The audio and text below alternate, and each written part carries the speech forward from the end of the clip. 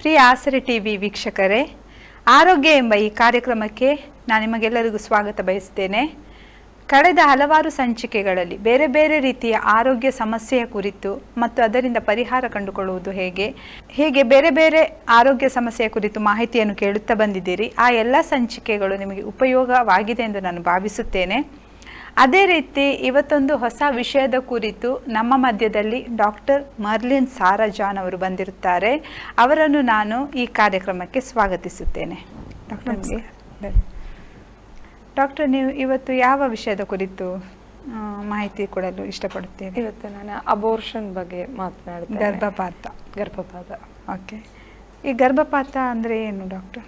ಗರ್ಭ ಅಂದರೆ ಹೆಣ್ಣು ಪ್ರೆಗ್ನೆಂಟ್ ಆದ ನಂತರ ಕೆಲವರಿಗೆ ಅದು ಒಳಗೆಯಿಂದ ಹೊರಗೆ ಬಾಡಿಯಿಂದ ಬಿಟ್ಟು ಹೋಗ್ತದೆ, ಗರ್ಭಪಾತ್ರದಿಂದ ಬಿಟ್ಟು ಹೋಗುತ್ತದೆ. ಅದಕ್ಕೆ ಅಬೋರ್ಷನ್ ಎಂದು ಹೇಳುತ್ತದೆ. ಅದು ಕೆಲವರಿಗೆ ತನ್ನಷ್ಟಿಗೆ ಆಗುತ್ತದೆ, ಕೆಲವರಿಗೆ ಕ್ಲಿನಿಕಲ್ಲಿ ಹೋಗಿ ಹಾಸ್ಪಿಟಲಲ್ಲಿ ಹೋಗಿ ಅದು ಹೊರಗೆ ತೆಗ್ತದೆ. ಹೇಗೇನ ಅದು ಗರ್ಭಪಾತ್ರದಿಂದ ಹೊರಗೆ ಹೋಗುವಾಗ ಅದಕ್ಕೆ ನಾವು ಅಬೋರ್ಷನ್ ಎಂದು ಹೇಳುತ್ತದೆ, ಗರ್ಭಪಾತ ಎಂದು ಹೇಳುತ್ತದೆ. ಗರ್ಭಪಾತ ಮಾಡುವುದರಿಂದ ಏನಾದರೂ ತೊಂದರೆ ಏನಾದರೂ ಆಗ್ತದಾ? ಗರ್ಭಪಾತ ಮಾಡುವುದಂದರೆ ಕಾಂಪ್ಲಿಕೇಶನ್ಸ್ ಇದೆ, ತುಂಬ ಇದೆ. ಯಾಕಂದರೆ ಕೆಲವರಿಗೆ ತುಂಬ ಬ್ಲೀಡಿಂಗ್ ಆಗುತ್ತದೆ, ಕೆಲವರಿಗೆ ಆ ನೋವು ತುಂಬ ದಿನ ನಿಲ್ತದೆ, ಇನ್ಫೆಕ್ಷನ್ ಆಗಲಿಕ್ಕೆ ಚಾನ್ಸಸ್ ಉಂಟು. ಅದು ನನಗೆ ಹೇಳಿದ್ದು 2 ಟೈಪ್ ಉಂಟು. ತನ್ನಷ್ಟಿಗೆ ಆಗೋದುಂಟು, ಹಾಸ್ಪಿಟಲಲ್ಲಿ ಹೋಗಿ ಮಾಡೋದುಂಟು.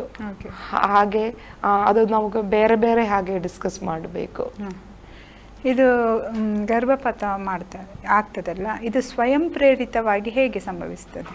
ಅದು ಕೆಲವರಿಗೆ ಇದೆ, ಹೊಟ್ಟೆಯಲ್ಲಿ ಉರುವಾಗೋದು ಮಗು, ಅದಕ್ಕೆ ನಾವು ಸೈಗೋಟ್ ಅಂತ ಹೇಳುತ್ತದೆ.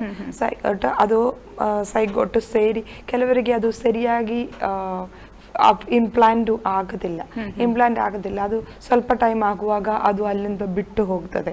ಅದಕ್ಕೆ ಕೆಲವರಿಗೆ ಅವರದು ಗಟ್ಟಿ ಇರ್ಬೋದು, ಗರ್ಭಪಾತದ ಕೋಶಗಳು ತುಂಬ ಗಟ್ಟಿ ಇರುತ್ತದೆ. ಗಟ್ಟಿ ಇರುವಾಗ ಸರಿಯಾಗಿ ಇಂಪ್ಲಾಂಟ್ ಆಗೋದಿಲ್ಲ, ಅಲ್ಲಿ ಅದು ಗಟ್ಟಿಯಾಗಿ ಹಿಡಿದಿಲ್ಲ. ಅದು ಕೆಲವರಿಗೆ ಹಾಗೆ ಆಗುತ್ತದೆ. ಕೆಲವರಿಗೆ ಅವರದು ಹಾರ್ಮೋನ್ ಚೇಂಜಸ್ಸು, ಕೆಲವರು ಗಟ್ಟಿಯಾಗಿ ಏನಾದರೂ ಬೀಳುತ್ತದೆ, ಏನಾದರೂ ಅವರದು ಹೊಟ್ಟೆ ಮೇಲೆ ಬಂದು ಬೀಳ್ತದೆ, ಹಾಗೆ ಎಲ್ಲ ಚಾನ್ಸಸ್ ಇದೆ. ಹಾಗೆ ಎಲ್ಲ ಬರುವಾಗ ಕೆಲವರಿಗೆ ಅವರದ್ದು ಹಾರ್ಮೋನ್ ಚೇಂಜಸ್ಸು ಸರಿಯಾಗಿ ಬರಲಿಲ್ಲ.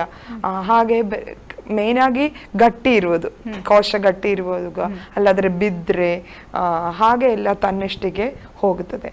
ಕೆಲವರಿಗೆ ಅವರಿಗೆ ಈ ಸರಿಯಾಗಿ ಅದು ಸೈಟಲ್ಲಿ ಆಗಲಿಲ್ಲ, ಅದು ಗರ್ಭಪಾತ್ರದಲ್ಲಿ ಆಗಲಿಲ್ಲ, ಟ್ಯೂಬಲ್ಲಿ ಎಲ್ಲ ಆಗುತ್ತದೆ. ಟ್ಯೂಬಲ್ಲಿ ಎಲ್ಲ ಆಗುವಾಗ ಗರ್ಭಪಾತ್ರ ಒಳಗೆ ಒಂದು ಜಾಗ ಉಂಟು, ಗರ್ಭಪಾತ್ರ ಒಂದು ಈ ತರ ಹೀಗೆ ಬರ್ತದೆ, ಈ 2 ಸೈಡಲ್ಲಿ 2 ಟ್ಯೂಬ್ ಉಂಟು. ಓಕೆ, ಈ ಟ್ಯೂಬಲ್ಲಿ ಆಗಿದ್ರೆ ಅದು ಸರಿಯಾಗಿ ಗರ್ಭ ಅಲ್ಲ, ಅಲ್ಲಿ ಮಗುವಿಗೆ ಗ್ರೋ ಆಗ್ಲಿಕ್ಕೆ ಚಾನ್ಸಸ್ ಇಲ್ಲ. ಅದು ರಪ್ಚರ್ ಆಗುತ್ತದೆ, ಅದು ಕುಡಿದು ಹೊಟ್ಟೆಯಲ್ಲಿ ಬ್ಲಡ್ ಎಲ್ಲ ಆಗುತ್ತದೆ. ಹಾಗೆ ಅದು ಚಾನ್ಸ್ ಹಾಗೆ ಬಂದ್ರೆ ಅದು ಡೇಂಜರಸ್ ಕಂಡೀಷನ್, ಅದೊಂದು ಎಮರ್ಜೆನ್ಸಿ ಆಗಿ ಅವರಿಗೆ ಆಪರೇಷನ್ ಎಲ್ಲ ಮಾಡಬೇಕು. ಕೆಲವರಿಗೆ ಹಾಗೆ ಎಲ್ಲ ತನ್ನಷ್ಟಿಗೆ, ಅದಕ್ಕೆ ನಾವು ಸ್ಪಾಂಟೇನಿಯಸ್ ಅಬೋರ್ಷನ್ ಅಂತ ಹೇಳಿದ್ರೆ, ನಮ್ಮ ಕಾಮನ್ ಲ್ಯಾಂಗ್ವೇಜ್ ಅಲ್ಲಿ ಮಿಸ್ಕ್ಯಾರಿಯೇಜ್ ಅಂತ ಯಾವಾಗಲೂ ಹೇಳ್ತದೆ. ಗರ್ಭಪಾತಕ್ಕೆ ಈಗ ಗರ್ಭಪಾತ ಮಾಡ್ತಾರಲ್ಲ, ಅದಕ್ಕೆ ಯಾವ ರೀತಿ ವಿಧಾನಗಳನ್ನು ಬಳಸ್ತಾರೆ? ಗರ್ಭಪಾತ ಮಾಡಲಿಕ್ಕೆ ಹಾಸ್ಪಿಟ್ಲಲ್ಲಿ ತುಂಬ ಡಿಫ್ರೆಂಟ್ ಮೆಥಡ್ಸ್ ಇದೆ. ಒಂದು ಮೆಡಿಕಲ್ ಮೆಥಡ್ ಅಂದರೆ ಅದು ಟ್ಯಾಬ್ಲೆಟ್ಸ್ ಕೊಡ್ತಾರೆ, ಟ್ಯಾಬ್ಲೆಟ್ಸ್ ಕೊಟ್ಟಿದ್ದು ಮೇಲೆ ಅಬೋರ್ಷನ್ ಆಗುತ್ತದೆ. ಬೇರೊಂದು ಸರ್ಜಿಕಲ್ ಮೆಥಡ್, ಅದು ಕೆಲವು ಇನ್ಸ್ಟ್ರೂಮೆಂಟ್ಸ್ ಒಳಗೆ ಹಾಕಿ ತೆಗ್ತದೆ. ನಾನು ಈಗ ಅದು ಒಂದೊಂದು ಎಕ್ಸ್ಪ್ಲೈನ್ ಮಾಡ್ತೇನೆ. ಮೆಡಿಕಲ್ ಅಬೋರ್ಷನ್ ಮಾಡುವಾಗ ಅವರು ಒಂದು ಟ್ಯಾಬ್ಲೆಟ್ ಕೊಡ್ತದೆ, ಫಸ್ಟ್ ಒಂದು ಟ್ಯಾಬ್ಲೆಟ್ ಕೊಡ್ತದೆ, ಮತ್ತೆ 1 ದಿನ ಬಿಟ್ಟು ಬೇರೆ ಒಂದು ಟ್ಯಾಬ್ಲೆಟ್ ತೆಗ್ಬೇಕು. ಕೆಲವು ಟೈಮಲ್ಲಿ ಅದು 2 ದಿನ ಬಿಟ್ಟು ತೆಗ್ಲಿಕ್ಕೆ ಹೇಳ್ತದೆ. ಫಸ್ಟ್ ದಿನ ಅದು ತೆಗೆದ ಮೇಲೆ ಏನು ಅವರಿಗೆ ಸಿಂಪ್ಟಮ್ಸ್ ಏನು ಬರಲಿಲ್ಲ. ಸೆಕೆಂಡ್ ಟ್ಯಾಬ್ಲೆಟ್ ತೆಗುವಾಗ ಅವರಿಗೆ ಒಂದು ಹೊಟ್ಟೆದಲ್ಲಿ ಎಲ್ಲ ಒಂದು ಕ್ರಾಂಪ್ಸ್ ತರ, ಒಂದು ಪೇನ್ ತರ ಎಲ್ಲ ಬರ್ತದೆ, ಬ್ಲೀಡಿಂಗ್ ಸ್ಟಾರ್ಟ್ ಆಗುತ್ತದೆ. ಆ ಟೈಮಲ್ಲಿ ಒಳಗೆ ಏನಾಗುತ್ತೆ ಅಂದ್ರೆ ಅಲ್ಲಿ ಆ ಸೈಗೋಟು ಅಲ್ಲಿಂದ ಡಿಟ್ಯಾಚ್ ಆಗುತ್ತದೆ, ಅಲ್ಲಿಂದ ಬಿಟ್ಟು ಬರ್ತದೆ, ಗರ್ಭಪಾತ್ರದಿಂದ ಅದು ಬಿಟ್ಟು ಹೊರಗೆ ಹೋಗುತ್ತದೆ. ಆ ಟೈಮಲ್ಲಿ ಕೆಲವರಿಗೆ ಅದು ಗಟ್ಟಿಯಾಗಿ ಹೋಗುತ್ತದೆ, ಕೆಲವರಿಗೆ ಅದು ಪೀಸ್ ಆಗಿ ಹೋಗುತ್ತದೆ, ಬ್ಲೀಡಿಂಗ್ ತರ ಹೋಗುತ್ತದೆ. ಅದು ನೋವಿದೆ, ಬ್ಲೀಡಿಂಗ್ ಇದೆ, ಕೆಲವರಿಗೆ ಒಂದು ತುಂಬಾ ಸುಸ್ತೆಲ್ಲ ಆಗುತ್ತದೆ, ಕೆಲವರಿಗೆ ವಾಮಿಟಿಂಗ್ ಕೂಡ ಬರ್ತದೆ. ಇದೆಲ್ಲ ಮೆಡಿಕಲ್ ಮೆಥಡು.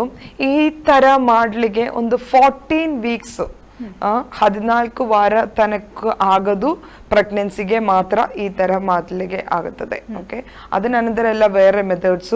ಈಗ ಇದು ಟ್ಯಾಬ್ಲೆಟ್ ತಕೊಂಡು ನಾವು ಅಬಾರ್ಷನ್ ಮಾಡಿಸ್ಕೊಳ್ತೇವಲ್ಲ, ಅದರಿಂದ ಏನು ಪ್ರಾಬ್ಲಮ್ ಇಲ್ಲ ಅಂದ್ರೆ 14 ವೀಕ್ ಒಳಗೆ ಮಾಡ್ಕೊಂಡಿದ್ರೆ ಕೂಡ ಪ್ರಾಬ್ಲಮ್ಸ್ ಉಂಟು, ಎಲ್ಲರಿಗೆ ಇಲ್ಲ. ಅದು ತನ್ನಷ್ಟಿಗೆ ಆಗುದು ಅಬೋರ್ಷನಲ್ಲಿಗೆ ಕೂಡ ಹಾಗೆ. ಅದರಲ್ಲಿ ಕೂಡ ಕೆಲವೊಮ್ಮೆ ಫುಲ್ಲು ಹೋಗ್ಲಿಲ್ಲ ಆದ್ರೆ ಅವರಿಗೆ ಡಾಕ್ಟರ್ ಹತ್ರ ಹೋಗ್ಬೇಕು. ಡಾಕ್ಟರ್ ಹತ್ರ ಹೋಗಿ ಅವರಿಗೆ ಅರ್ಥ ಆಗ್ತದೆ, ಪುನಃ ಸ್ವಲ್ಪ ಬ್ಲೀಡಿಂಗ್ ಜಾಸ್ತಿ ಇರ್ತದೆ, ಕೆಲವರಿಗೆ ಆ ಪ್ರೆಗ್ನೆನ್ಸಿ ಇರುವುದು ತರ ಸಿಂಪ್ಟಮ್ಸ್, ವಾಂತಿ ಹಾಗೆಲ್ಲ, ಸುಸ್ತು ಹಾಗೆಲ್ಲ ಸೇಮ್ ಸಿಂಪ್ಟಮ್ಸ್ ತೋರಿಸುವಾಗ ನಿಮಗೆ ಅರ್ಥ ಆಗ್ಬೇಕು ಫುಲ್ಲು ಹೋಗ್ಲಿಲ್ಲ ಅಂತ. ಕೆಲವರಿಗೆ ಫೀವರ್ ಆಗುತ್ತದೆ, ಯಾಕಂದ್ರೆ ಅದು ಒಳಗೆ ಇದ್ದು ಇನ್ಫೆಕ್ಷನ್ ಆಗುತ್ತೆ, ಒಳಗೆ ಬಾಕಿ ಇದ್ರೆ ಇನ್ಫೆಕ್ಷನ್ ಆಗ್ತದೆ. ಹಾಗೆ ಬಂದ್ರೆ ಕೂಡ ಡಾಕ್ಟರ್ ಹತ್ರ ಹೋಗ್ಬೇಕು. ಅದೇ ಎರಡನಲ್ಲಿ ಕೂಡ ಸ್ಪಾಂಟೇನಿಯಸ್ ಆಗಿ ತನ್ನಷ್ಟಿಗೆ ಹೋಗುವಾಗ ಕೂಡ, ಮೆಡಿಸಿನ್ ತೆಗೆದು ಹೋಗುವಾಗ ಕೂಡ ಚಾನ್ಸಸ್ ಇದೆ, ಇನ್ಕಂಪ್ಲೀಟ್ ಆಗ್ಲಿಕ್ಕೆ ಚಾನ್ಸಸ್ ಇದೆ. ಓಕೆ, ಮತ್ತೊಂದು ಸರ್ಜಿಕಲ್ ಮೆಥಡ್ ಕೂಡ 14 ವೀಕ್ಸ್ ಒಳಗೆ ಕೂಡ ಮಾಡ್ಬೋದು. ಯೂಶಲಿ ಸರ್ಜಿಕಲ್ ಮೆಥಡ್ ಮಾಡುವುದು 14 ವೀಕ್ಸ್ ಅನಂತರ ಅದು ಮಗು ಸ್ವಲ್ಪ ದೊಡ್ಡದಾಗುತ್ತದಲ್ಲ, ಹಾಗೆ ಬರುವಾಗ ಮಾಡುದು DNC ಡೈಲಟೇಷನ್ ಅಂಡ್ ಕ್ಯೂರಟೇಜ್ ಅಂತ ಹೇಳ್ತದೆ. ಅದು ಒಂದು ದಿನ ಅದು ಡಾಕ್ಟ್ರು ಅವರದು ಗರ್ಭಪಾತ್ರದ ಓಪನಿಂಗ್ ಉಂಟು, ಗರ್ಭಪಾತ್ರ ಮತ್ತೆ ವಜೇನಾ ಅದು ಅಲ್ಲಿ ಬರುವುದು ಮುಂಚೆ ಗರ್ಭಪಾತ್ರದ ಆ ಸರ್ವಿಕ್ಸ್ ಆ ಭಾಗ, ಗರ್ಭಪಾತ್ರದ ಕೆಳಗದ ಪಾಯಿಂಟ್ ಅದು ಸ್ವಲ್ಪ ಓಪನ್ ಆಗ್ಬೇಕು. ಅದಕ್ಕೆ ಇವರು ಡೈಲೇಟ್ ಮಾಡಿ ಬಿಟ್ಟು ನೆಕ್ಸ್ಟ್ ಡೇ ಅವರು ಒಂದು ಇನ್ಸ್ಟ್ರೂಮೆಂಟ್ ಒಳಗೆ ಹಾಕಿ ಇದನ್ನು ಸ್ಕ್ರೈಪಿಂಗ್ ಮಾಡಿ ಇದನ್ನು ತೆಗ್ತದೆ. ಒಂದು ಸ್ಪೂನ್ ತರ ಒಂದು ಇನ್ಸ್ಟ್ರೂಮೆಂಟ್ ಇದೆ, ಅದು ಒಳಗೆ ಹಾಕಿ ಹಾಗೆ ಮಾಡುವಾಗ ಎಲ್ಲ ಹೊರಗೆ ಬರ್ತದೆ. ಓಕೆ, ಅದಕ್ಕೆ 3 ಟೈಪ್ ಅನಸ್ತೇಷಿಯಾ ಕೊಡ್ತದೆ. ಕೆಲವೊಮ್ಮೆ ಲೋಕಲ್ ಅನಸ್ತೇಷಿಯಾ ಮಾತ್ರ ಕೊಡ್ತದೆ, ಆ ಸರ್ವಿಕ್ಸು ಆ ಭಾಗ ಮಾತ್ರ ಒಂದು ನಂಬಾಗಲಿಗೆ. ಓಕೆ, ಅವರಿಗೆ ಗೊತ್ತಾಗಬಾರದು ಆ ತರ ಅದಕ್ಕೆ ಒಂದು ಲೋಕಲ್ ಅನಸ್ತೇಷಿಯಾ ಕೊಡ್ತದೆ. ಆ ಟೈಮಲ್ಲಿ ಸರ್ವಿಕ್ಸ್ ಭಾಗ ನಂಬಾಗುತ್ತದೆ, ಇವರಿಗೆ ಗೊತ್ತಾಗೋದಿಲ್ಲ, ಪೇನ್ ಗೊತ್ತಾಗೋದಿಲ್ಲ. ಅಲ್ಲಾದ್ರೆ ಗೊತ್ತಾಗುತ್ತದೆ ಏನೆಲ್ಲವೂ ಮಾಡ್ತಾ ಇದಂತ ಗೊತ್ತಾಗುತ್ತದೆ. ಮತ್ತೆ ಬೇರೊಂದು ಫುಲ್ ಸೆಡೇಷನ್ ಇಲ್ಲ, ಹಾಫ್ ಸೆಡೇಷನ್ ಕೊಡ್ತದೆ. ಹಾಫ್ ಸೆಡೇಷನ್ ಮಾಡುವಾಗ ಇವರಿಗೆ ಏನಾದ್ರೂ ಎಲ್ಲ ಮಾಡಿದ್ ಗೊತ್ತುಂಟು, ಸ್ವಲ್ಪ ಒಂದು ನಿದ್ದೆ ತರ, ಸ್ವಲ್ಪ ಎಲ್ಲ ಏನಾದ್ರೂ ನಡೆಯುತ್ತದಂತ ಅರ್ಥ ಆಗುತ್ತದೆ. ಲೋಕಲ್ ಅನಸ್ತೇಷಿಯಾದರು ಅಷ್ಟು ಗೊತ್ತಾಗೋದಿಲ್ಲ. ಬೇರೊಂದು ಡೀಪ್ ಸೆಡೇಷನ್, ಜನರಲ್ ಅನಸ್ತೇಷಿಯಾ ಕೊಡುವಾಗ ಫುಲ್ ಅವರು ಸ್ಲೀಪ್. ಅದು ಯಾವಾಗಲೂ ಈ 14 ವೀಕ್ಸ್ ಜಾಸ್ತಿ 20 ವೀಕ್ಸ್ 24 ವೀಕ್ಸ್ ಎಲ್ಲ ಆವಾಗ ನಾವು ಹಾಗೆ ಮಾಡುದು. 24 ವೀಕ್ಸ್ ಮಾಡಿದ್ರೆ ಆ ಟೈಮಲ್ಲಿ ಎಲ್ಲ ಸರ್ಜರಿ ಅದು ಮಾಡುದು ಕಷ್ಟ. ಕೆಲವು ಕಂಟ್ರೀಸು ಅದಕ್ಕೆ ಪರ್ಮಿಷನ್ ಕೂಡ ಕೊಡೋದಿಲ್ಲ. ನಮ್ಮ ಇಂಡಿಯಾದಲ್ಲಿ 20 ವೀಕ್ಸ್ ತನಕ ಅಬೋರ್ಷನ್ ಮಾಡ್ಲಿಕ್ಕೆ ಪರ್ಮಿಷನ್ ಉಂಟು. ಅದನ್ನ ನಂತರ ಸ್ಪೆಷಲ್ ಪರ್ಮಿಷನ್ ಬೇಕು. ಮೆಡಿಕಲ್ ಟರ್ಮಿನೇಷನ್ ಆಫ್ ಪ್ರೆಗ್ನೆನ್ಸಿಗೆ ಸ್ಪೆಷಲ್ ಪರ್ಮಿಷನ್ ಬೇಕು. ಹೇಗೆ ಅಂದ್ರೆ ಕೆಲವರಿಗೆ ಆ ಮಗು ಒಳಗೆ ಇದ್ರೆ ಮಗುವಿಗೆ ಪ್ರಾಬ್ಲಮ್, ಅಲ್ಲಾದ್ರೆ ಅಮ್ಮಗೆ ಪ್ರಾಬ್ಲಮ್. ಮಗುಗೆ ಪ್ರಾಬ್ಲಮ್ ಇದ್ರೆ ಆಪರೇಷನ್ ಹೊರಗೆ ತೆಗ್ಬೋದು. ಕೆಲವು ಮಕ್ಕಳು ಅದು ಒಳಗೆ ಇದ್ರು ಲೇಟ್ ಆಗಿ ಗೊತ್ತಾಯ್ತು ಅದಕ್ಕೆ ಏನಾದ್ರೂ ಪ್ರಾಬ್ಲಮ್ ಉಂಟು, ಅದು ಇವರಿಗೆ ಆ ತರ ಮಗುವನ್ನು ಅವರಿಗೆ ಕೇರ್ ಮಾಡ್ಲಿಕ್ಕೆ ಆಗಲಿಲ್ಲ, ಅದಕ್ಕೆ ಹಣ ಇಲ್ಲಾದ್ರೆ ಎಲ್ಲ ಅಷ್ಟು ನಮ್ಮ ಇಂಡಿಯಾ ಗವರ್ಮೆಂಟ್ ಅದನ್ನು ಕೇರ್ ಮಾಡುದಿಲ್ಲ, ಅದಕ್ಕೆ ಅಲೌ ಮಾಡುದಿಲ್ಲ ಅಬೋರ್ಷನ್ ಮಾಡ್ಲಿಕ್ಕೆ. ಅಲ್ಲ ಅವರಿಗೆ ಮದರಿಗೆ ತುಂಬಾ ಪ್ರಾಬ್ಲಮ್ ಉಂಟು, ಮದರಿಗೆ ಅದು ಲೈಫ್ ಥ್ರೆಟ್ನಿಂಗ್ ಆಗುತ್ತದೆ. ಹಾಗೆ ಎಲ್ಲ ಬರುವಾಗ ಅದು ಏನಾದ್ರೂ ಇನ್ಫೆಕ್ಷನ್ ಆಗ್ಲಿಕ್ಕೆ, ಅಲ್ಲಾದ್ರೆ ಈ ಮದರು ತುಂಬಾ ಡೇಂಜರಸ್ ಅವಶ್ಯಕತೆ ಇದ್ರೆ ಹೌದು, ತುಂಬಾ ಡೇಂಜರಸ್ ಡಿಸೀಸ್ ಅಲ್ಲಿ ಇರ್ತದೆ. ಕೆಲವರಿಗೆ ಇದಾಗುತ್ತದಲ್ಲ, ಏನಾದ್ರು ಆಕ್ಸಿಡೆಂಟು ಹಾಗೆ ಎಲ್ಲ ಬಂದ್ರೆ ಇವರು ತೆಗ್ಲಿಗೆ ಅಬೋರ್ಷನ್ ಮಾಡ್ಲಿಕ್ಕೆ ಪರ್ಮಿಷನ್ ಕೊಡ್ತದೆ. ಅಂದ್ರೆ 20 ವೀಕ್ಸ್ ಆದ ನಂತರ ಎಷ್ಟಂದ್ರೂ ಸಹ ಕಷ್ಟನೇ ಆಗುತ್ತದೆ. ಆ ರೀತಿ ಎಲ್ಲ ಮಾಡುವಾಗ ಮೆಡಿಕಲ್ ಟರ್ಮ್ ಅಬೋರ್ಷನ್ ಆಗಲಿಲ್ಲ, ಮೆಡಿಸಿನ್ ತೆಗೆದು ಟ್ಯಾಬ್ಲೆಟ್ ತೆಗೆದು ಹೋಗ್ಲಿಲ್ಲ. ಅದು ಒಂದು 14 ವೀಕ್ಸ್ ತನಕ ಮಾತ್ರ ಆಗ್ತದೆ. 20 ವೀಕ್ಸ್ ಕೂಡ ಆಗ್ತದೆ, ಫುಲ್ ಆಗ್ಲಿಲ್ಲ. ಆ ಟೈಮಲ್ಲಿ ಎಲ್ಲ ನಮಗೆ ಒಳ್ಳೆದು DNC ಮಾಡುವುದು. ಅಂದ್ರೆ ಈಗ ಗರ್ಭಪಾತ ಆಗಿರ್ತದಲ್ಲ, ಅದ ನಂತರ ಅವರಿಗೆ ಯಾವುದೆಲ್ಲ ತೊಂದರೆ ಕಂಡು ಬರ್ತದೆ? ಕೆಲವರಿಗೆ ಬ್ಲೀಡಿಂಗ್ ಜಾಸ್ತಿಯಾಗಿ ಕಾಣ್ತದೆ.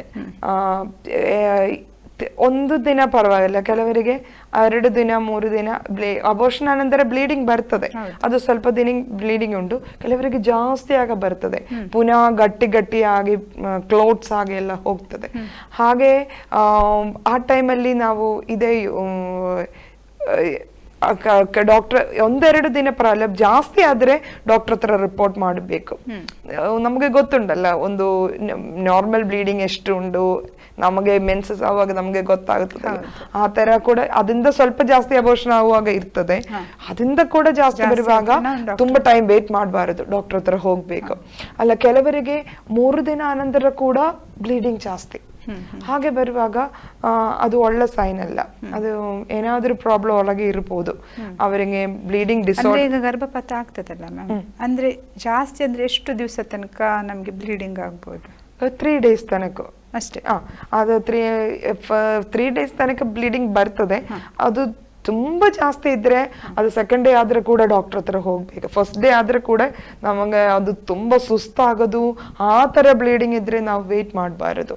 3 ಡೇಸ್ ಅನಂತರ ಪುನಃ ಬ್ಲೀಡಿಂಗ್ ನಿಲ್ದ್ರೆ ನಾವು ಅದು ಡಾಕ್ಟರ್ ಹತ್ರ ತೋರಿಸುವುದು. ಮತ್ತೆ ಇನ್ಫೆಕ್ಷನ್ ಬರುವುದು ಸಿಂಪ್ಟಮ್ಸ್ ಹೇಗೆ ಅಂದ್ರೆ ಫೀವರ್ ಇದೆ, ಮತ್ತೆ ಚಿಲ್ಸ್, ಒಂದು ಶಿವರಿಂಗ್ ತರ ಎಲ್ಲ ಬರ್ತದೆ,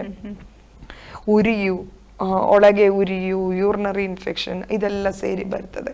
ಹಾಗೆ ಬಂದರೆ ಕೂಡ ಅದು ಡೇಂಜರಸ್ ಕಂಡೀಷನ್. ಕೆಲವರಿಗೆ ಇದು ಅದು ಬ್ಯಾಕ್ ಏಕ್ ತುಂಬಾ, ಅದೆಲ್ಲ ಒಂದು ಕಾಮನ್ ಆಗಿ ಇರ್ಬೋದು. ಮತ್ತೆ ಜಾಸ್ತಿ ಆದ್ರೆ ಬಂದ್ರೆ ಅದಕ್ಕೆ ಕೂಡ ಒಂದು ಡಾಕ್ಟರ್ ಹತ್ರ ಹೋಗ್ಬೇಕು. ಕಾಂಪ್ಲಿಕೇಶನ್ ಆಗಿ ಹೇಳಿದ್ರೆ ಸೆಪ್ಟಿಕ್ ಆಗೋದು, ಅದೇ ಹಾಗೆ ಬರೋ ಇನ್ಫೆಕ್ಷನ್ ಮತ್ತೆ ಬ್ಲೀಡಿಂಗ್ ಜಾಸ್ತಿ, ಇದೇ ಮೇನ್ ಆಗಿ ಇರುವುದು ಪ್ರಾಬ್ಲಮ್ಸ್, ಕಾಂಪ್ಲಿಕೇಶನ್ಸ್. ಅಂದ್ರೆ ಈಗ ಗರ್ಭಪಾತ ಆಗೋಕ್ಕಿಂತ ಮೊದಲು ಇಲ್ಲ ಮತ್ತೆ ಗರ್ಭಪಾತ ಆದ ನಂತರ ನಾವು ಪರೀಕ್ಷೆಗಳನ್ನು ಮಾಡಿಸ್ಕೊಳ್ಬೇಕಾ?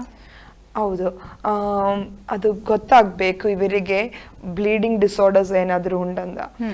ಕೆಲವರಿಗೆ ಈ ಅಬೋರ್ಷನ್ ಮಾಡಿದಾನಂದ್ರೆ ಬ್ಲೀಡಿಂಗ್ ನಾರ್ಮಲಿ ಬರ್ತದೆ.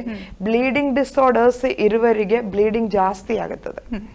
ಓಕೆ, ಅದಕ್ಕೆ ನಾವು ಫಸ್ಟ್ ಆಗಿ ಅವರದು ಎಲ್ಲ ಬ್ಲಡ್ ಕೌಂಟ್, ಹಿಮೋಗ್ಲೋಬಿನು ಮತ್ತೆ ಕಂಪ್ಲೀಟ್ ಬ್ಲಡ್ ಕೌಂಟ್, ಪ್ಲೇಟ್ಲೆಟ್ಸ್, ಅದರಲ್ಲಿ ಪ್ಲೇಟ್ಲೆಟ್ಸು ಅದೆಲ್ಲ ನೋಡುತ್ತದೆ, ESR ಎಲ್ಲ ನೋಡ್ತದೆ.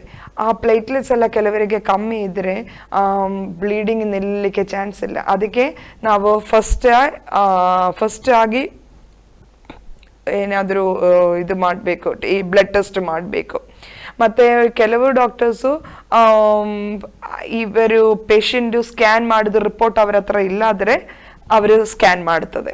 ಅದು ಎಷ್ಟು ವೀಕ್ ಆಗಿ ಎಂದು ಕರೆಕ್ಟ್ ಆಗಿ ಗೊತ್ತಿರ್ಬೇಕಲ್ಲ. ಕೆಲವರಿಗೆ ಅದು ಗೊತ್ತುಂಟು, ಕೆಲವರು ರಿಪೋರ್ಟ್ಸ್ ಒಟ್ಟಿಗೆ ಬರ್ತಾರೆ, ಆ ಟೈಮಲ್ಲಿ ಸ್ಕ್ಯಾನ್ ಮಾಡೋದಿಲ್ಲ, ಇಲ್ಲಾದ್ರೆ ಸ್ಕ್ಯಾನ್ ಮಾಡಬೇಕು.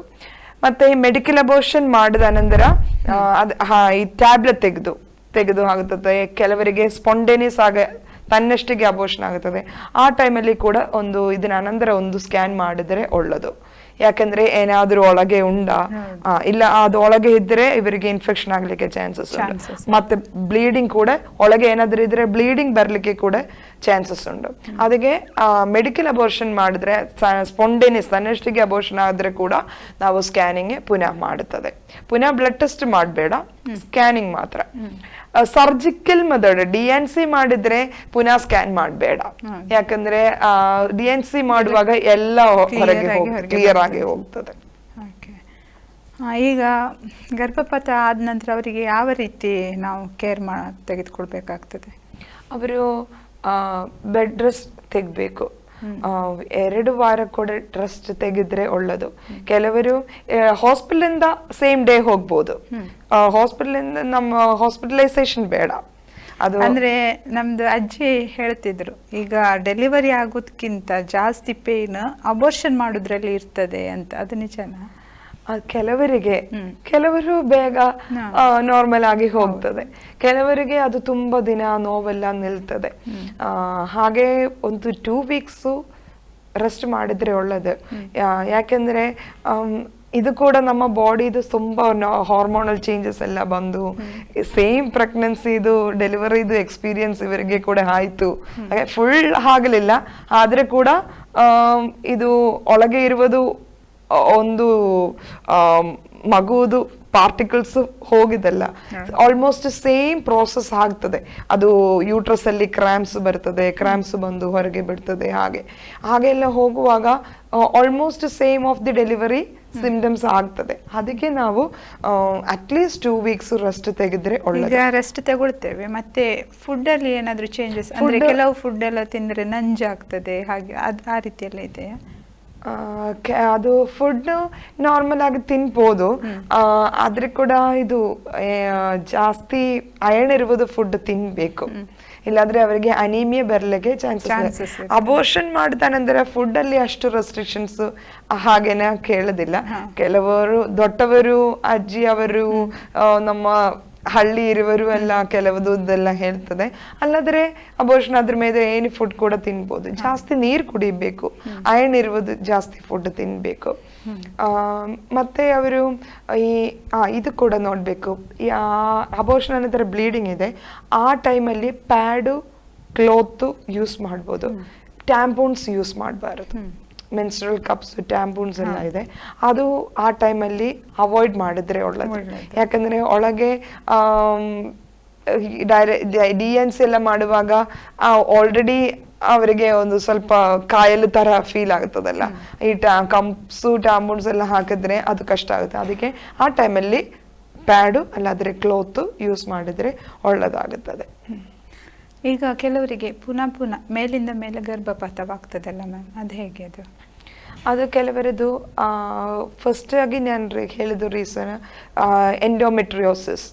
ಅದು ಅಂದ್ರೆ ಅವರದ್ದು ಎಂಡೋಮೆಟ್ರಿಯೋಸಿಸ್ ಅಲ್ಲದ್ರೆ ಎಂಡೋಮೆಟ್ರೈಟಿಸ್, ಅವರದ್ದು ಗರ್ಭಪಾತ್ರದ ಕೋಶಗಳು ಗಟ್ಟಿ ಜಾಸ್ತಿ, ಅದು ಒಂದು ಕಂಡೀಷನ್. ಬೇರೊಂದು ಅದರಲ್ಲಿ ಇನ್ಫ್ಲಮೇಷನ್ ಬರ್ತದೆ, ಊತ ತರ ಎಲ್ಲ ಬರ್ತದೆ. ಆ ತರ ಬರುವಾಗ ಕೂಡ ಅವರದ್ದು ಈ ಸೈಗೋಟನ್ನು ಅಲ್ಲಿ ಇಂಪ್ಲಾಂಟ್ ಆಗ್ಲಿಕ್ಕೆ, ಅಟ್ಯಾಚ್ ಮಾಡಿ ಪ್ರೆಗ್ನೆನ್ಸಿ ಕಂಟಿನ್ಯೂಸ್ ಆಗ್ಲಿಕ್ಕೆ ಚಾನ್ಸಸ್ ಕಮ್ಮಿ. ಅದು ಸರಿಯಾಗಿ ಅಟ್ಯಾಚ್ ಆಗಲಿಲ್ಲ, ಅದೊಂದು ಪ್ರಾಬ್ಲಮ್. ಬೇರೊಂದು ಕೆಲವರದ್ದು ಹಾರ್ಮೋನಲ್ ಚೇಂಜಸ್, ಕೆಲವರು ಕಂಟಿನ್ಯೂಸ್ ಆಗಿ ಕಾಂಟ್ರಾಸೆಪ್ಷನ್ ಪಿಲ್ಸ್ ಎಲ್ಲ ತೆಗ್ದಲ್ಲ, ಅವರಿಗೆ ಕೂಡ ಕಂಟಿನ್ಯೂಸ್ ಆಗಿ ಹಾರ್ಮೋನ್ ಪಿಲ್ಸ್ ತೆಗುವಾಗ ಅವರದ್ದು ಹಾರ್ಮೋನಲ್ ಚೇಂಜಸ್, ಈ ಕಾಂಟ್ರಾಸೆಪ್ಟಿವ್ ಪಿಲ್ಸ್ ಅಲ್ಲಿ ಕೂಡ ಹಾರ್ಮೋನ್ಸ್ ಉಂಟು.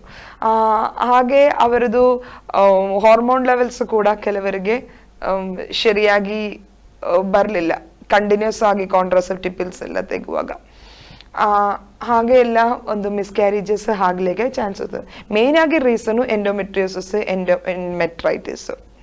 ಬೇರೊಂದು ಎಕ್ಟೋಪಿಕ್ ಪ್ರೆಗ್ನೆನ್ಸಿ ನಾನು ಹೇಳಿದೆಲ್ಲ ಬೇರೆ ಕಡೆ ಆಗುತ್ತದೆ, ಗರ್ಭಪಾತ್ರದಲ್ಲಿ ಎಲ್ಲ, ಟ್ಯೂಬಲ್ಲಿ, ಗರ್ಭಪಾತ್ರದಲ್ಲಿ ಕೂಡ ಟ್ಯೂಬ್ದು ಸೈಡಲ್ಲಿ, ಒಳಗೆ ಟ್ಯೂಬ್ ಒಳಗೆ ಎಲ್ಲ ಗರ್ಭಪಾತ್ರ ಮತ್ತೆ ಟ್ಯೂಬ್ ಸೇರುವುದೊಂದು ಸೈಡ್ ಇದೆ, ಅಲ್ಲಿ ಕೂಡ ಎಲ್ಲ ಬಂದ್ರೆ ಕೂಡ ಅಬೋರ್ಷನ್ ಆಗಲಿಕ್ಕೆ ಚಾನ್ಸಸ್ ಜಾಸ್ತಿ ಉಂಟು. ಈಗ ಪದೇ ಗರ್ಭಪಾತ ಆಗ್ತದಲ್ಲ, ಒಂದು ಸತಿ ಅಥವಾ ಇನ್ನು ಜಾಸ್ತಿಯಾಗಿ ಗರ್ಭಪಾತ ಆದವರಲ್ಲಿ ಮಕ್ಕಳಾಗ್ಲಿಕ್ಕೆ ಚಾನ್ಸಸ್ ಇದೆಯಾ? ಹೌದು, ಅಬೋರ್ಷನ್ ಆದ್ರ ಮೇಲೆ ಅವರಿಗೆ ಪುನಃ ಓವ್ಯುಲೇಷನ್ ಎಲ್ಲ ಸ್ಟಾರ್ಟ್ ಆಗುತ್ತದೆ. ಕೆಲವರಿಗೆ ನೆಕ್ಸ್ಟ್ ಮಂತ್ ಕೂಡ ಪ್ರೆಗ್ನೆಂಟ್ ಆಗ್ಲಿಕ್ಕೆ ಚಾನ್ಸಸ್ ಉಂಟು. ಆದ್ರೆ ಕೂಡ ಸ್ವಲ್ಪ ದಿನ ಒಂದು 1 ವೀಕ್ ಬಿಟ್ಟು ಪುನಃ ಇಂಟರ್ಕೋರ್ಸ್ ಆದ್ರೆ ಒಳ್ಳೇದು. ಆ ಟೈಮಲ್ಲಿ ಕೂಡ ಮಕ್ಕಳು ಆ ಟೈಮಲ್ಲಿ ಬೇಡ ಎಂದು ಹಾಗೆ ಡಿಸಿಷನ್ ಇದ್ರೆ ಅವರು ಕಾಂಟ್ರಸೆಪ್ಟಿವ್ ಮೆಥಡ್ಸ್ ಯೂಸ್ ಮಾಡಬೇಕು. ಇಲ್ಲ ಪುನಃ ಬೇಗನೆ ಬೇಕಿದ್ರೆ ಬೇಗನೆ ಆಗ್ಬೋದು. ಆದ್ರೆ ಕೂಡ 1 ತಿಂಗಳು ಎಲ್ಲ, ನನ್ನ ಒಪಿನಿಯನ್ 1 ತಿಂಗಳು ಒಂದು ರೆಸ್ಟ್ ಮಾಡಿದ ನಂತರ ಪುನಃ ಪ್ರೆಗ್ನೆಂಟ್ ಆದ್ರೆ ಒಳ್ಳೇದು. ಪ್ರೆಗ್ನೆಂಟ್ ಆಗ್ಲಿಕ್ಕೆ ಚಾನ್ಸಸ್ ಉಂಟು. ಕೆಲವರಿಗೆ ಮಾತ್ರ ಈ ಸ್ಪಾಂಟೇನಿಯಸ್ ತನ್ನಷ್ಟಿಗೆ ಅಬೋರ್ಷನ್ ಆಗುತ್ತದಲ್ಲ, ಹಾಗೆ ಅವರಿಗೆ ಚಾನ್ಸಸ್ ಕಮ್ಮಿ ಉಂಟು. ಅದಕ್ಕೆ ಎಲ್ಲ ಚಿಕಿತ್ಸೆ ಜಾಸ್ತಿ ಇದೆ ಈಗ, ಎಲ್ಲ ತುಂಬಾ ಚಿಕಿತ್ಸೆ ಇದೆ. ಇನ್ಫರ್ಟಿಲಿಟಿ ಹಾಸ್ಪಿಟಲ್ಸ್ ತುಂಬಾ ಇದೆ. ಹೋಮಿಯೋಪತಿ, ಆಯುರ್ವೇದದಲ್ಲಿ ಎಲ್ಲ ತುಂಬಾ ಚಾನ್ಸಸ್ ಇದೆ ಇದು ಚಿಕಿತ್ಸೆ ಮಾಡಿ ಸರಿ ಮಾಡ್ಲಿಕ್ಕೆ. ನಮ್ಮ ಹೋಮಿಯೋಪತಿಯಲ್ಲಿ ತುಂಬಾ ಕೇಸಸ್ ಮಿಸ್ಕ್ಯಾರೇಜಸ್ ಕಂಟಿನ್ಯೂಸ್ ಮಿಸ್ಕ್ಯಾರೇಜಸ್ ಬಂದು ಮತ್ತೆ ಸರಿಯಾಗಿ ಮಗುವನ್ನು ಸಿಕ್ಕದ ಕೇಸಸ್ ತುಂಬಾ ಇದೆ. ಅಂದ್ರೆ ಈಗ ಪದೇ ಪದೇ ನಾವು ಗರ್ಭಪಾತ ಆದ ನಂತರ ಅದು ಗರ್ಭಕೋಶದ ಮೇಲೆ ಪರಿಣಾಮ ಬೀರುವುದಿಲ್ವಾ? ಅಬೋರ್ಷನ್ ಹಾಗೆ ಗರ್ಭಕೋಶಕ್ಕೆ ಪ್ರಾಬ್ಲಮ್ ಏನು ಬರಲಿಲ್ಲ. ಗರ್ಭಕೋಶದಲ್ಲಿ ಪ್ರಾಬ್ಲಮ್ ಉಂಟು, ಗರ್ಭಕೋಶದಲ್ಲಿ ಪ್ರಾಬ್ಲಮ್ ಇದೆ. ಅದನ್ನ because of that the miscarriage is occurring. So because of the continuous abortion, uterus cells won't have any problem. Uterus ಸೆಲ್ಸ್ಗೆ ಪ್ರಾಬ್ಲಮ್ ಆಗಲಿಲ್ಲ. ಯೂಟ್ರಸ್ ಸೆಲ್ಸ್ ಅಲ್ಲಿ ಪ್ರಾಬ್ಲಮ್ ಇರುವಾಗ ಅಬೋರ್ಷನ್ ಆಗುತ್ತದೆ. ಮತ್ತೆ ಕಂಟಿನ್ಯೂಸ್ ಆಗಿ DNC ಎಲ್ಲ ಮಾಡಿದ್ರೆ ಅದು ಯಾವಾಗಲೂ ಕಂಟಿನ್ಯೂಸ್ ಆಗಿ DNC ಮಾಡೋದು ಒಳ್ಳೇದಲ್ಲ. ಮಗು ಹುಟ್ಟಿದ್ರು ಕೂಡ ಕೆಲವು ಸಲ ಅಂಗವಿಕಲ ಹಾಗೆ ಎಲ್ಲ ಮಕ್ಕಳು ಹುಟ್ಟು ಚಾನ್ಸಸ್ ಇರ್ತದೆ. ಹೌದು ಹೌದು ಹೌದು. ಇದು ಗರ್ಭಕೋಶ ಆದ ನಂತರ ಒಂದು ಆ ರೋಗಿಗೆ ಮನಸ್ಸಿನ ಮೇಲೆ ಯಾವ ಪರಿಣಾಮ ಬೀರ್ಬೋದು? ಹೌದು, ತನ್ನಷ್ಟಿಗೆ ಮಿಸ್ಕ್ಯಾರೇಜಸ್ ಅಬೋರ್ಷನ್ ಆಗ್ತದಲ್ಲ, ತನ್ನಷ್ಟಿಗೆ ಹೋಗುದು, ಏನು ಮಾಡಲಿಲ್ಲ. ಕೆಲವರು ಬಿತ್ತು ಹೋಗ್ತದೆ, ಕೆಲವರಿಗೆ ತುಂಬಾ ಮೆಂಟಲ್ ಟೆನ್ಷನ್ ಬಂದ್ರೆ ಅಬೋರ್ಷನ್ ಆಗುತ್ತದೆ. ಕೆಲವರಿಗೆ ನಾವು ಹೇಳಿದ ತರ ಈ ಯೂಟ್ರಸ್ ಗರ್ಭಪಾತ್ರದ ಪ್ರಾಬ್ಲಮ್ದಲ್ಲಿ ಪುನಃ ಮಿಸ್ಕ್ಯಾರೇಜಸ್ ಆಗುತ್ತದೆ. ಹಾಗೆಲ್ಲ ಬರುವಾಗ ಅವರಿಗೆ ಮಕ್ಕಳು ಬೇಕದ ಟೈಮಲ್ಲಿ ಹಾಗೆ ಹೋಗುವಾಗ ಅದು ತುಂಬಾ ಮನಸ್ಸಿಗೆ ಕಷ್ಟ ಆಗುತ್ತದೆ. ಅದೇ ಪ್ಯಾರೆಂಟ್ಸಿಗೆ, ಮನೆ ಇರುವಿಗೆ ಎಲ್ಲರಿಗೆ ಅದು ಮನಸ್ಸಿಗೆ ಕಷ್ಟ ಆಗುತ್ತದೆ. ಎಸ್ಪೆಷಲಿ ಮದರ್ದು ಮೈಂಡ್ ಅಲ್ಲಿ ಅದು ತುಂಬಾ ನೋವಾಗುತ್ತದೆ. ಕೆಲವರಿಗೆ ಅದು ಡಿಪ್ರೆಷನ್ ಆಗ್ಲಿಕ್ಕೆ ಕೂಡ ಚಾನ್ಸ್ ಇದೆ. ನಾನು ಪ್ರೆಗ್ನೆಂಟ್ ಆಗಲಿಲ್ಲ, ಪುನಃ ಪ್ರೆಗ್ನೆಂಟ್ ಆಗುತ್ತದ, ಯಾಕೆ ನನಗೆ ಹೀಗೆ ಆಯ್ತು, ನನ್ನ ಫ್ಯಾಮಿಲಿಗೆ ನನ್ನ ಒಂದು ಮಗು ಕೊಡ್ಲಿಕ್ಕೆ ಆಗಲಿಲ್ಲ. ಫ್ಯಾಮಿಲಿಯಲ್ಲೂ ಸಹ ಕೆಲವು ಸಲ ಬಿರುಕು ಬರ್ಲಿಕ್ಕೂ ಸಹ ಚಾನ್ಸಸ್. ಹೌದು ಹೌದು, ಕಿರಿಕಿರಿ ಮಾಡುತ್ತದೆ ಕೆಲವರು. ಹಾಗೆ ಎಲ್ಲ ಹೇಳುವಾಗ ಇವರಿಗೆ ಮನಸ್ಸಿಗೆ ಬೇಜಾರಾಗ್ಲಿಕ್ಕೆ ಚಾನ್ಸಸ್ ಉಂಟು. ಕೆಲವರಿಗೆ ಇದೊಂದು ತರ ಮೆಂಟಲ್ ಶಾಕ್ ಆಗುತ್ತದೆ. ಮೆಂಟಲ್ ಶಾಕ್ ಆದ್ರೆ ಕೆಲವರು ಸರಿ ಕೌನ್ಸಿಲಿಂಗ್ ಕೊಡಬೇಕು, ಕೆಲವರಿಗೆ ಸೈಕ್ಯಾಟ್ರಿಕ್ ಟ್ರೀಟ್ಮೆಂಟ್ ಕೊಡಬೇಕು. ಇದು ಈ ಅಬೋರ್ಷನ್ ಆಗುವಾಗ ಫ್ಯಾಮಿಲಿದು ಸಪೋರ್ಟು, ಹಸ್ಬೆಂಡ್ದು ಸಪೋರ್ಟು ಎಲ್ಲ ಇದ್ರೆ, ಡಾಕ್ಟರ್ಸ್ದು ಅಡ್ವೈಸ್ ಎಲ್ಲ ಇದ್ರೆ ಮೆಂಟಲ್ ಶಾಕ್ಗೆ ಹೋಗೋದು ನಮಗೆ ಪ್ರಿವೆಂಟ್ ಮಾಡ್ಲಿಕ್ಕೆ ಆಗುತ್ತದೆ. ಮತ್ತೆ ಕೆಲವರಿಗೆ ನಮ್ಗೆ ಗೊತ್ತುಂಡಲ್ಲ, ಅನ್ವಾಂಟೆಡ್ ಪ್ರೆಗ್ನೆನ್ಸೀಸ್, ಕೆಲವು ಮಕ್ಕಳಿಗೆ ಪ್ರೆಗ್ನೆಂಟ್ ಆಗುತ್ತದೆ ಮದುವೆ ಆಗದು ಮುಂಚೆ ಆಗ್ತದೆ. ಕೆಲವರಿಗೆ ಇದು ರೇಪ್ ಅನಂತರ ಆಗುತ್ತದೆ. ಕೆಲವರಿಗೆ ಹಾಗೆ ಎಲ್ಲ ಬರುವಾಗ ಆಲ್ರೆಡಿ ಅವರದ್ದು ಮೈಂಡು ಡಿಪ್ರೆಸ್ಡ್ ಉಂಟು, ಆಲ್ರೆಡಿ ಅವರದ್ದು ಮೈಂಡು ನೋವುಂಟು. ಹಾಗೆ ಅಬೋರ್ಷನ್ ಕೂಡ ಮಾಡುವಾಗ ಅವರಿಗೆ ಗೊತ್ತುಂಟು ಅದೊಂದು ಅದಕ್ಕೆ ಕೂಡ ಒಂದು ಲೈಫ್ ಇದೆ ಅಂತ ಗೊತ್ತುಂಟು. ಅದು ತೆಗುವಾಗ ಎಷ್ಟು ಆಗಿದ್ರೆ ಕೂಡ, ಅದು ರೇಪ್ ಆದ್ರೆ ಕೂಡ, ಅದು ಅವರದ್ದು ಅನ್ವಾಂಟೆಡ್ ಪ್ರೆಗ್ನೆನ್ಸಿ, ಅವರದ್ದು ಮಿಸ್ಟೇಕ್ ಆದ್ರೆ ಕೂಡ ನೋವಾಗುತ್ತದೆ. ಹಾಗೆ ಕೆಲವರಿಗೆ ಅದು ತುಂಬಾ ವರ್ಷ ಅನಂತರ ಕೂಡ ಪುನಃ ಪ್ರೆಗ್ನೆಂಟ್ ಆಗುವ ತನಕ, ಕೆಲವರಿಗೆ ಪುನಃ ಪ್ರೆಗ್ನೆಂಟ್, ಕೆಲವರು ಆಗೋದಿಲ್ಲ, ಪುನಃ ಪ್ರೆಗ್ನೆಂಟ್ ಆಗಲಿಲ್ಲ. ಆಗ ಆ ಟೈಮಲ್ಲಿ ಒಂದು ಗಿಲ್ಟಿ ಫೀಲಿಂಗ್ ಬರ್ತದೆ, ನಾನು ಒಂದು ಸಲ ಹಾಗೆ ಮಾಡುದು, ಹಾಗೆ ಅದಕ್ಕೆ ನನಗೆ ಮಕ್ಕಳಾಗಲಿಲ್ಲ, ಇದು ನನಗೆ ಒಂದು ಪನಿಷ್ಮೆಂಟ್, ಹಾಗೆ ಎಲ್ಲ ಕೆಲವರು ಚಿಂತೆ ಮಾಡ್ತಾರೆ. ಹಾಗೆ ಕೆಲವರದ್ದು ಮೈಂಡ್ ಡೌನ್ ಆಗುತ್ತೆ. ಅಲ್ಲಾದ್ರೆ ಕೂಡ ಅಬೋರ್ಷನ್ ಎಲ್ಲರಿಗೆ ಇಲ್ಲ, ಕೆಲವರಿಗೆ ಅಬೋರ್ಷನ್ ಮಾಡಿದ್ರೆ ಕೂಡ ಏನು ಪ್ರಾಬ್ಲಮ್ ಇಲ್ಲ, ನೆಕ್ಸ್ಟ್ ಡೇ ಅವರದ್ದು ನಾರ್ಮಲ್ ಆಕ್ಟಿವಿಟಿಗೆ ಹೋಗುದು ಕೂಡ ಕೆಲವರಿದೆ. ಕೆಲವರು ಹಾಗೆ ಇಲ್ಲ, ಕೆಲವರಿಗೆ ಅದು ಅನ್ವಾಂಟೆಡ್ ಆದ್ರೆ ಕೂಡ ಒಂದು ಲೈಫ್ ಒಳಗೆ ಎಂದು ತೆಗುವಾಗ ನೋವಾಗುತ್ತದೆ. ಕೆಲವರಿಗೆ ಅದು ಇದು ಇಂಡಕ್ಷನ್ ಲಾಸ್ಟ್ ಟ್ರೈಮಸ್ಟರ್ ಅಲ್ಲಿ ಅಂದ್ರೆ ಲಾಸ್ಟ್ 3 months ತುಂಬಾ ಲಾಸ್ಟ್ ಆದ್ರೆ ನಮಗೆ ಮಗುವನ್ನು ಹೊರಗೆ ಬರ್ತದೆ, ನಾರ್ಮಲಿ ಡೆಲಿವರಿ ಎಲ್ಲ ಸಿಸೇರಿಯನ್ ತರ ಬರ್ತದೆ. ಅಲ್ಲಾದ್ರೆ ಕೆಲವರಿಗೆ ಅದು 7th month ಎಲ್ಲ ಆಗದ ಟೈಮಲ್ಲಿ ಈ ಡೈಲಟೇಷನ್ ಕ್ಯೂರಿಟೇಜ್ ಮೆಥಡ್ ಜಾಸ್ತಿ ಮಾಡುವುದು ಇಂಡಕ್ಷನ್ ಮೆಥಡ್. ನಾವು ಡೆಲಿವರಿ ಆಗ್ಲಿಕ್ಕೆ ಇಂಡ್ಯೂಸ್ ಮಾಡುತ್ತದಲ್ಲ, ಮೆಡಿಸಿನ್ ಕೊಟ್ಟು ಇಂಡ್ಯೂಸ್ ಮಾಡುತ್ತೆ, ಆ ತರ ಕೂಡ ಮಾಡುತ್ತದೆ, ಆ ತರ ಕೂಡ ಅಬೋರ್ಷನ್ ಮಾಡುತ್ತದೆ. ಆ ಮೆಡಿಸಿನ್ ಕೊಡ್ತಾರೆ, ಮೆಡಿಸಿನ್ ಕೊಡುವಾಗ ಇವರಿಗೆ ಡೆಲಿವರಿ ಟೈಮಲ್ಲಿ ಹೇಗೆ ನೋವು ಬರ್ತದೆ ಆ ತರ ಮಸಲ್ ಕಾಂಟ್ರಾಕ್ಷನ್ಸ್ ಬಂದು ಮಗುವನ್ನು ಹೊರಗೆ ಬಿಡುತ್ತದೆ. ಆ ಟೈಮಲ್ಲಿ ನೋಡುವಾಗ ಒಂದು ಮಗುವನ್ನು ಕೂಡ ನೋಡುತ್ತದಲ್ಲ. ಕೆಲವರಿಗೆ ಅದು ಪ್ರಾಬ್ಲಮ್ ಇರಲಿಲ್ಲ, ಕೆಲವರಿಗೆ ಅದು ನೋಡುವಾಗ ಅಯ್ಯೋ ಹೀಗೆ ಬೇಡ ಹಾಗೆ ಒಂದು ಕೂಡ ಇದು. ಕೆಲವು ಟೈಮಲ್ಲಿ ಇದು ಹೊರಗೆ ಏನಾದ್ರೂ ಮೆಡಿಸಿನ್ ಆಗ್ತದೆ, ಮೆಡಿಸಿನ್ ಹಾಕಿ ಮಗುವನ್ನು ಒಳಗೇನೆ ಕಿಲ್ ಮಾಡುತ್ತದೆ. ಕಿಲ್ ಮಾಡಿದ ಅನಂತರ ಇದನ್ನು ಹೊರಗೆ ತೆಗಿತದೆ. ಹಾಗೆ ಮಾಡೋದೆಲ್ಲ ತುಂಬಾ ಕಷ್ಟ. ನೋಡುವಾಗ ಹಾಸ್ಪಿಟಲೈಸ್ಡ್ ಮೆಥಡ್ ಒಳ್ಳೇದು. ಕೆಲವರು ಅಲ್ಲಾದ್ರೆ ಹಳ್ಳಿಯಲ್ಲಿ ಎಲ್ಲ ಬೇರೆ ಬೇರೆ ಮೆಥಡ್ಸ್ ಎಲ್ಲ ನಾಟಿ ವೈದ್ಯ ಅದೆಲ್ಲ ಮಾಡೋದು ಒಳ್ಳೇದಲ್ಲ. ಇನ್ಫೆಕ್ಷನ್ಸ್ ಬರ್ಲಿಕ್ಕೆ ಚಾನ್ಸಸ್ ಉಂಟು. ಅದು ಪ್ಲಾಸೆಂಟಾ ಫುಲ್ ಕಂಪ್ಲೀಟ್ ಹೋಗಲಿಲ್ಲ, ಹಾಗೆಲ್ಲ ಇನ್ಫೆಕ್ಷನ್ಸ್ ಸತ್ತು ಹೋಗ್ಲಿಕ್ಕೆ ಕೂಡ ಚಾನ್ಸಸ್ ಜಾಸ್ತಿ ಉಂಟು. ಈ ದೇವರು ಕೊಟ್ಟ ಒಂದು ಜೀವನ ಹಾಗೆ ಮಿಸ್ ಮಾಡಬಾರದು, ಅದು ಒಳ್ಳೇದಲ್ಲ. ಅದು ದೇವರು ಕೊಟ್ಟ ಜೀವನ, ಅದು ಮಾಡಬೇಕು. ಅದೇ ದೇವರದ್ದು ವಾಕ್ಯದಲ್ಲಿ ಕೂಡ ನಮಗೆ ನೋಡುವಾಗ ಅದು ದೇವರೇ ನಮಗೆ ಜೀವನ ಕೊಡುವುದು, ಆ ಮಗುವನ್ನು ಕೂಡ ಜೀವನ ಕೊಡುವುದು ದೇವರೇ. ಅದಕ್ಕೆ ಅಬೋರ್ಷನ್ ಅದು ಬಾಹಿರವಾಗಿಯೂ ಸಹ ಅಪರಾಧ, ದೇವರ ವಾಕ್ಯದಲ್ಲಿ ನೋಡುವುದಾದ್ರೂ ಸಹ ಅದು ಘೋರ ಅಪರಾಧ. ಹೌದು. ಪ್ರಿಯ ವೀಕ್ಷಕರೇ, ಇಲ್ಲಿಯವರೆಗೂ ಗರ್ಭಪಾತ ಮತ್ತು ಅದರಿಂದ ಆಗುವ ತೊಂದರೆಗಳು ಮತ್ತು ಅದರಿಂದ ಹೇಗೆ ಪರಿಹಾರವನ್ನು ಕಂಡುಕೊಳ್ಳಬಹುದು ಎನ್ನುವ ವಿಷಯದ ಕುರಿತು ಸವಿವರವಾಗಿ ತಿಳಿಸಿಕೊಟ್ಟ ಡಾಕ್ಟರ್ ಮರ್ಲಿನ್ ಸಾರಾಜಾನ್ ಅವರಿಗೆ ನಾನು ಧನ್ಯವಾದಗಳನ್ನು ತಿಳಿಸುತ್ತೇನೆ. ಈ ಸಂಚಿಕೆ ನಿಮಗೆ ಉಪಯೋಗವಾಗಿದೆ ಎಂದು ನಾನು ಭಾವಿಸುತ್ತೇನೆ.